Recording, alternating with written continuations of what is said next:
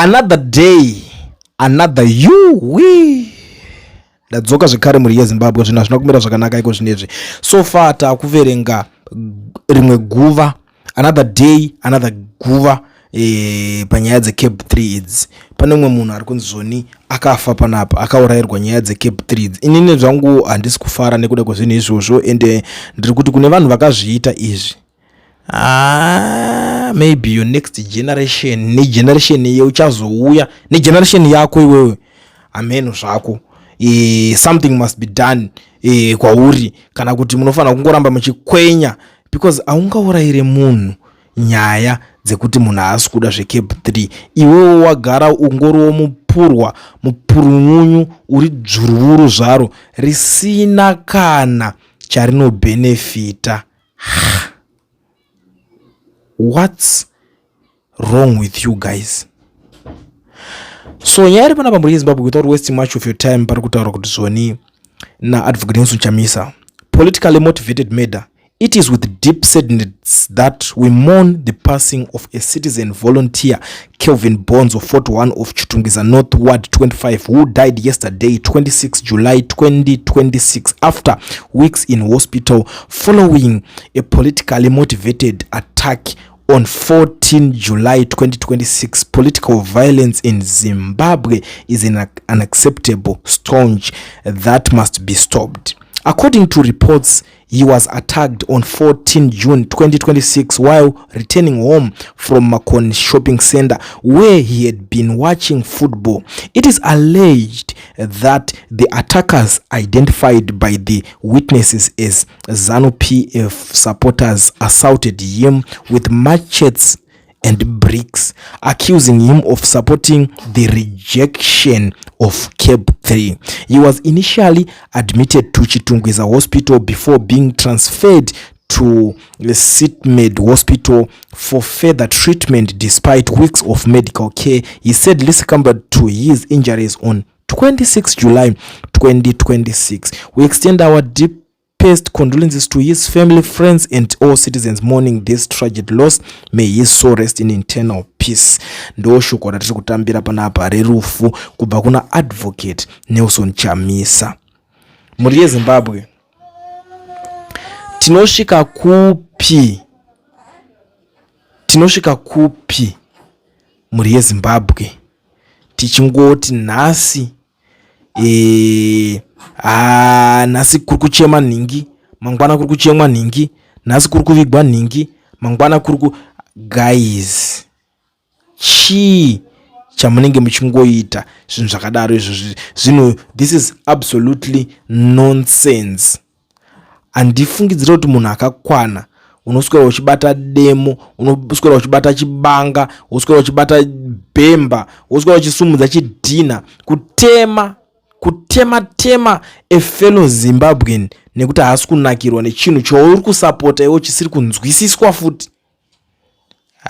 Guys, I'm disappointed kune vanhu vanofunga zvakadai. So inini ndakagara ndataura ndakati zvinhu zvakaoma munyika yeZimbabwe yayi, but tiri kutika hatikangazokwanise kukunyengererai kuti munakise nyika ka.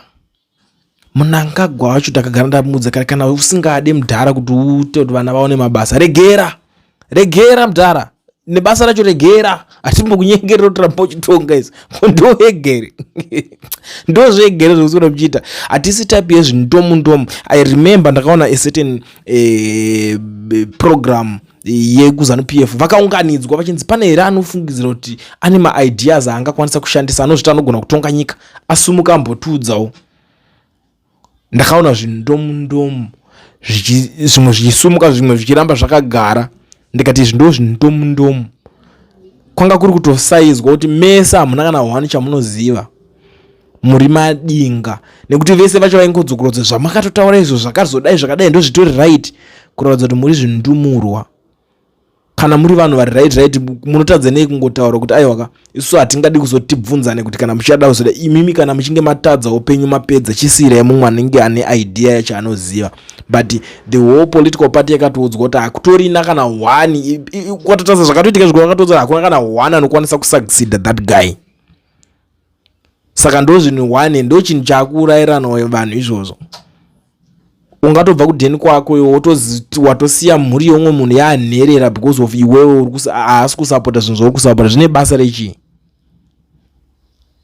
Zvinhu zvinororerwa munhu izvozvo, zvine need yekunzi zvinhu zvaurayirwa munhu izvozvo.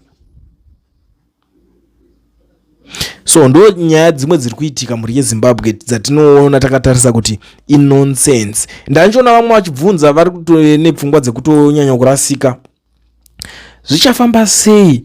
Chii chichazoitika? Ko vaChamisa vacho vari kuzoronga chii? Vakaturongera chii? Vachiwenga vacho vakaturongera chii? Guys, varume vaya hapana kana 1 chavakarongera muri yeZimbabwe yacho for now. Zvamanje manje ndikudai pane 1 ane chakaronga angadai akachita. Chiwenga akatoronga zano muna 2017 baatoita zano rake, and it's reality. Chitozvimedza iri bonzo. Kwanzwa munhu anouya achikudzai kuti zvoni Chiwenga adozodai so munhu iye ibogus. Ndo chokwadi, reality iri pachena. Munhu iye ane zvinhu zvaari kutraya kuda kuita.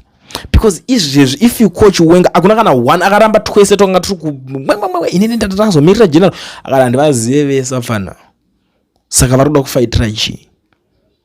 Those are the sympathizers of Chiwenga, but doesn't mean kuti vane any direct connection or any information yavari kureceive kubva kuna Chiwenga. Kana pane 1, I'm challenging anyone. Inini I have phone number dzaChiwenga, ndinokunyadzisa pamberi pevanhu kana uchida fona nedzungu rako izvezvi ndokuconnecta wakavarayirwa.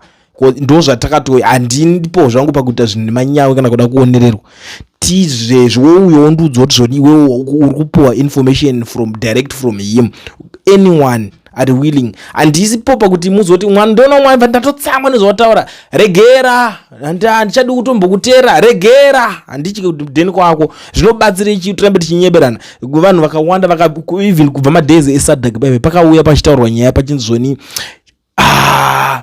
Sadak iri kuyachidedzera imwe new election, Sadak is going to order re-election in Zimbabwe. Ndakati muri kunyeberwa, ndakanzi yei iwe wabhadharwa mari wapuwa mari.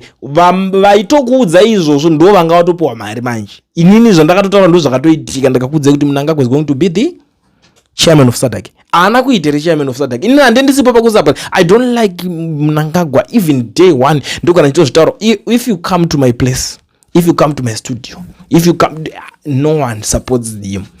Kiti dzangu chaidzo dzandinochengeta dzinototaura kuti hadzifarire Mnangagwa. Imbwa dzangu chaidzo hadzitombodi. Ukatoita mistake is just that pane distance zviri kuno kwadzinyanyosangana, but ndakatodziradza foto remunhu akapfeka hembe ye-t-shirt yeZanu-PF because just that kwandogara kuwanike munhu anopfeka negirikina. Hapana munhu angazobva kuZimbabwe ane t-shirt, but ukatopinda mugedhi mangu wakapfeka t-shirt iro, I assure you that unorumwa nembwa dzangu. Wakapfeka t-shirt nefesi yemudhara kureva kuti hapana kana 1 kunakirwa kwatinoita nezvinhu zviya. Saka chiripo chii? Ndanga ndiri kuona vanhu munhu vari kuti guys, let's deal, ngatiite kuti zvinhu zve31 nigiri zvinge zvichibudirira. Vanhu vari kutokonzesa a lot of confusion. Umwe ari kubuda achiti ngatiite stay away wanzi ndichakagara kumba. Umwe ari kuti ngatinopinda muroad, muri kuvhengedza chatoflopa chinhu chatodai already chisati chatanga. Umwe ari kuti stay away, umwe ari kuti ngatipinde muroad. Zviri nomo izvozvo. Who are the advisors? Who are the organizers? Hapana roda kudaira. Zvimwe zvinhu zvacho zvinotogadzirwa neivo vanhu vacho veZanu-PF. Why? Kuti vakwanise kuchisanitize. Kuti vakambotosai kuda kuchipikisa, vakada kudedza vanhu vazozoflopa vazodidi. Manaka maZimbabweans haasi madofa kuti mungaswera muchiramba muchingomaitira zvinhu zvakadaro izvozvo. Vanhu havachadi chinhu chacho chinotonzi Zanu-PF chese. Musaswera muchida kupusisa vanhu imimi. Vanhu havachatoide political party yacho yese. Hanze because tozoda imi nzimbe inobva kumusoro ichinaka ichiora ichingoenda yakadaro.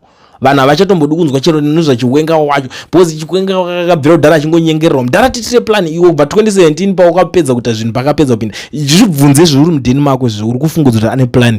Akapinza Mnangagwa pachigaro ndiani? Ndiwo wakamumvotererewo. Ndiwo wakamudzosa kuti apinde muofisi iwo. Akapinzwa naChiwenga. Saka what is the problem now? Zvekungoswera vanhu vachingokanikana vachiita sei? Ndakabvunzwa one of the wisest men in the political circles. Zvikanzi young man, I want you to answer me this question. Akakupai zita rekuti Chiwenga ndiani? Akakupai that name as a candidate. Ndipindure that person akakuudzai kuti this is the man. Nditange kuchikuudza zvimwe zvinhu zvasingazivi. Do you know kuti that man anoita sei akasangana Mnangagwa anozvichora kuzvipeta kudai so, and then iwo wakamirira hope kuti kana achinge azopinda uchazowana basa, munhu aritori pagraft ari kutofara, ari kudya chiguta. You know, it's reality zvinhu zvekuti tinoda kuti titange todofadzana nenhema ndite hazvisi kunakidza, zviri kubohwa. Unless machazomudza chokwadi kuti mudhara, you must be very serious about this thing kana mune tarisiro. But ichitarisaka CAB3 achazopedza kusainiwa iri kuti chi, iri kutoti iye wacho hafa akaita president akaita zvekutamba. Why? How?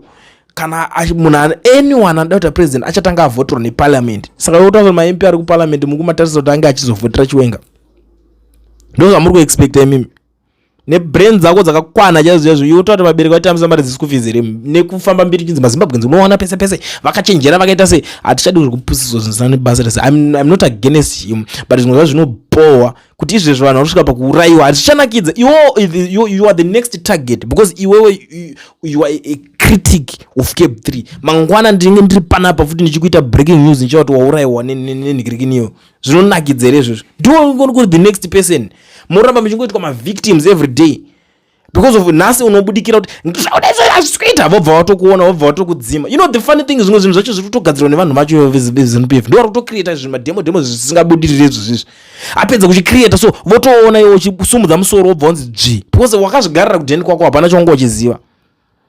Nhasi ndamboona umwe achinditi unenge wamutengesi wafuti zvawakuita. Imi musaite dzungu, musaite bvevhevi, musade kuti hatidi kupesvedzera vanhu zvinhu zvisingashandi.